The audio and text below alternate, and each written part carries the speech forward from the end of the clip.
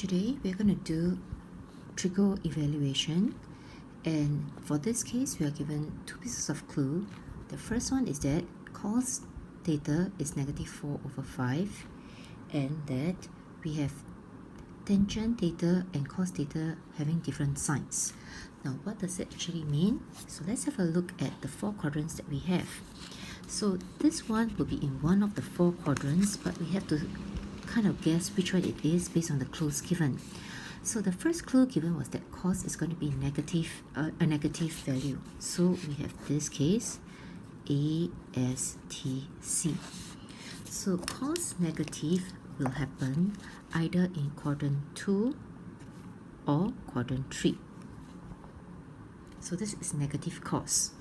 So the second piece of clue given is that tangent theta and cos theta have different signs. So since cos is negative, for cos and tangent to have different signs, it must be that tangent will have positive sign.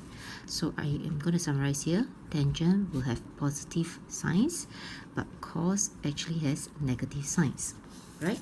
So in this case here, when will tangent be positive? So tangent is positive in quadrant 1 and quadrant 3. So you realize that for cos negative is either 2 or 3, for tangent positive is either 1 or 3, and there's only one that actually matches both of them, which is in quadrant 3. So obviously our angle must happen in quadrant 3. So in quadrant 3 it will look like this. Okay, so this is actually the whole angle that will actually happen, alright? But to make it easier, we're just going to use the acute angle to help us. The clue given is that we have cos theta is -4/5. So I'm just going to call it as theta prime, alright? Oh, sorry, I'm just going to call it as theta prime, so it's just a smaller version. And cos is -4/5, so which means that this is my adjacent and this is my hypotenuse. So 5 is the hypotenuse, so which means that 5 will go in here. Hypotenuse. Adjacent means the one that is here, and since this is the negative x region, -4 is actually here. So remember, y, x, positive x, negative x. So since this is in quadrant 3, the x values are actually negative. Now your hypotenuse will always be positive, alright, because of the Pythagorean theorem, alright? So now we have one missing length to find out. So in this case here, you can use the Pythagorean triplet. So if this is 4, this is 5, then this will have to be 3. However, this is in the negative y region. So since this is in the negative y region, right, this has to be -3, alright? Positive y values, negative y values. So this will be the triangle that we actually have, and this will be useful when you want to find these three ratios. Now this is not finding the actual angle, it's just the ratio itself, alright? So the first one that I want to find, okay, let me just write it down here. So I want tangent theta. Okay, now we can use the acute angle to help us since we're very determined that it's actually in quadrant 3. So tangent theta is actually O/A. Remember, Tua Ka So, right? So maybe I just write it down here. So this is your basic trigo ratios that's related to a right angle triangle.